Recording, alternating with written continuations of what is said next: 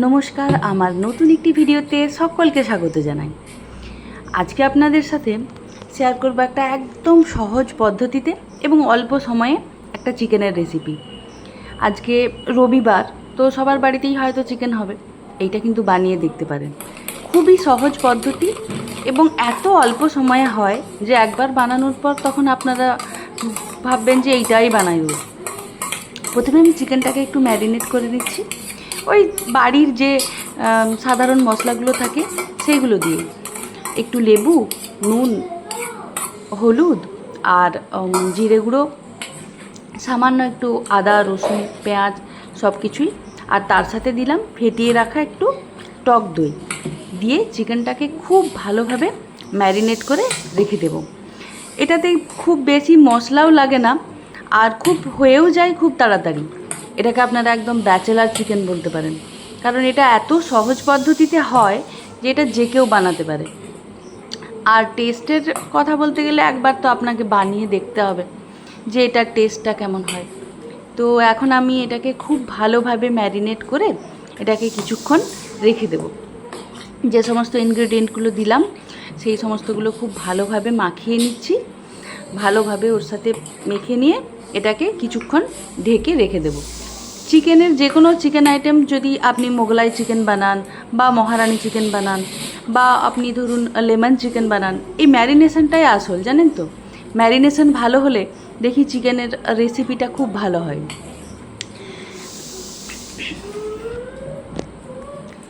অনেক দিন কিছু শেয়ার করা হয়নি, কি চলছে লাইফস্টাইলে, কি না চলছে, অনেক দিন কিছু শেয়ার করা হয়নি আপনাদের সাথে। আচ্ছা, এরপরে আমি কড়াইটা বসিয়ে দিলাম। কিছুক্ষণ ম্যারিনেট করে রাখার পর কড়াইটা খুব ভালো করে গরম করে নিয়ে ওতে তেল দিলাম। চিকেন সাধারণত আমি এই রকম নর্মাল চিকেন কষা টাইপের যে জিনিসগুলো হয় সেগুলো আমি সরষের তেলেই করতে পছন্দ করি। সরষের তেলের মধ্যে যে ঝাঁঝ একটা থাকে ওটা আমার ভালো লাগে মাংসের সাথে ফ্লেভারে। তো ওই জন্য আমি সরষের তেল দিয়েই এই রান্নাটা করব। আর পুরো রান্নাটা আমি কাঁচা লঙ্কা এবং বাটা মশলাই করি।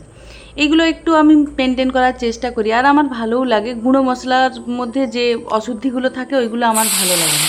তো তেলের উপরে আমি সামান্য একটু চিনি দিয়েছিলাম, আর তারপর প্রথমেই টমেটোগুলো দিয়ে দিলাম। কারণ রান্নাটা যেহেতু পুরোটাই কাঁচা লঙ্কাতে হবে, আগে টমেটোটা তেলের উপর দিলে কালারটা ভালো আসবে। নাহলে একটু সাদা সাদা বা একটু ইয়েলো কালারের হবে। আর নর্মালি আমরা বাঙালিরা একটু লাল লাল মাংস পছন্দ করি, তাই না? তো তেলের উপরে যদি আপনি টমেটোটা দেন তাহলে কিন্তু কালারটা অনেকটাই লাল কালার আসবে। তো ওই জন্য আমি আগে টমেটোটা দিলাম এবং হাই ফ্লেমে টমেটোটা খুব ভালো করে ভেজে নিলাম। এরপরে আমি ওই যে ম্যারিনেটেড করা চিকেনটা আছে, ম্যারিনেট করা চিকেনটা পুরোটা ওতে দিয়ে দেবো। আর কোনো এখানে আমি মশলা অ্যাড করব না, ওই ম্যারিনেট করা চিকেনটা দিয়ে দেবো। বললাম না, একদম কম মশলাতে আর খুব তাড়াতাড়িও হয় এই চিকেনটা। তো ওইটা ম্যারিনেট করা চিকেনটা ভালো করে দিয়ে মশলার সাথে খুব ভালো করে মিশিয়ে নেব। দেখুন, টমেটোটা ভাজা হতেই কিন্তু তেলটার কালারটা অলরেডি একটু একটু লাল লাল হতে শুরু করে দিয়েছে।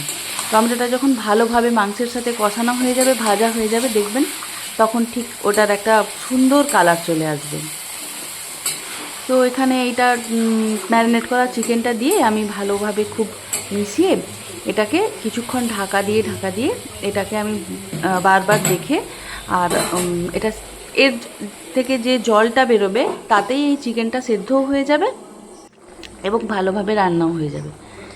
কিছুক্ষণ আমি ঢাকা দিয়ে রেখেছিলাম, তারপর লঙ্কাগুলো দিলাম। লঙ্কাগুলো আমি প্রথমেই দিইনি, কারণ তেলের উপর লঙ্কাগুলো দিলে হয়তো একটু বেশি ঝাল হয়ে যায়।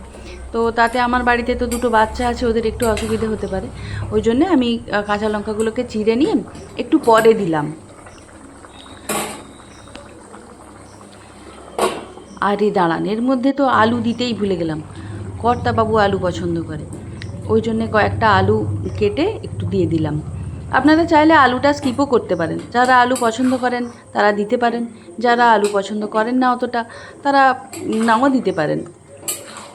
এটা স্কিপ করা যেতেই পারে। দেখছেন কত জল বেরিয়েছে? বললাম না, চিকেন থেকেই এত জল বেরোবে যে ওটাতেই মাংসটা সেদ্ধ হয়ে যাবে। আর এই চিকেনের জলের মধ্যেই মাংসটা সেদ্ধ হলে তার একটা অন্যরকম টেস্ট হয়। তো এটাকে আবারও ঢাকা দিয়ে দিতে হবে। ঢাকা দিয়ে এটাকে খুব ভালো করে চিকেনটা যাতে সেদ্ধ হয়ে যায় আর আলুগুলোও যাতে সেদ্ধ হয়ে যায় সেটা খেয়াল রাখতে হবে। তো ওই জন্যে এটাকে ভালোভাবে নাড়িয়ে চাড়িয়ে আবার কিছুক্ষণ ঢাকা দিয়ে রাখতে হবে। দেখেছেন কি সুন্দর ফুটতে শুরু করেছে একদম পুরো চিকেনটা। এই অবস্থায় একে আবারও একটু কিছুক্ষণ ঢাকা দিয়ে আমি ভালো করে এটাকে একদম পুরো সুসিদ্ধ করে নেব। এবার খুলে দেখি কী রকম হলো। এই দেখুন, দেখেছেন টমেটো সব কিছু ভাজা হতেই সুন্দর একটা রং চলে এসেছে।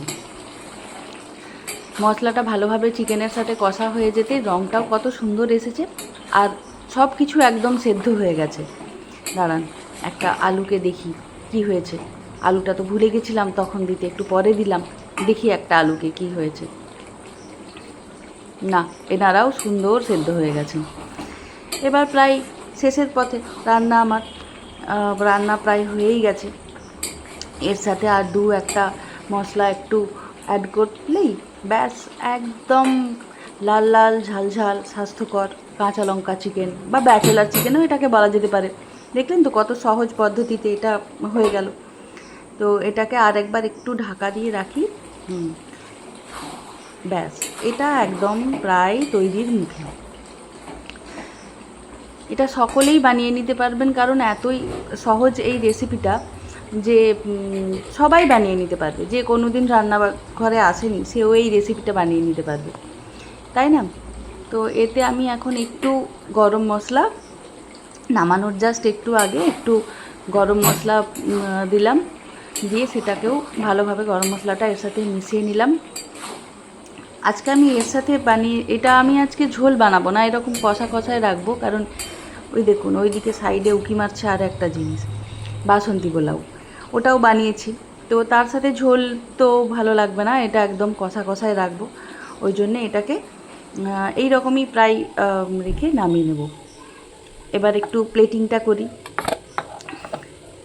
এই যে আমার পোলাও, সেটাকে সুন্দর করে থালায় সাজিয়ে দিলাম। এরপর এর পাশে ওই যে ব্যাচেলার চিকেন বা অল্প টাইমের চিকেন, যা খুশি বলতে পারেন, সেটা ওর পাশে এবার আসবে। আর একটু হেলদি স্যালাড কেটে নিয়েছি, কয়েকটা রিং করা পেঁয়াজ আর একটু শসা কেটে নিয়েছি। এরপর এর পাশে চিকেনটা সাজিয়ে দিলেই ব্যাস একদম পারফেক্ট মেনু একটা রেডি, তাই না? ভালো লাগলে অবশ্যই রেসিপিটা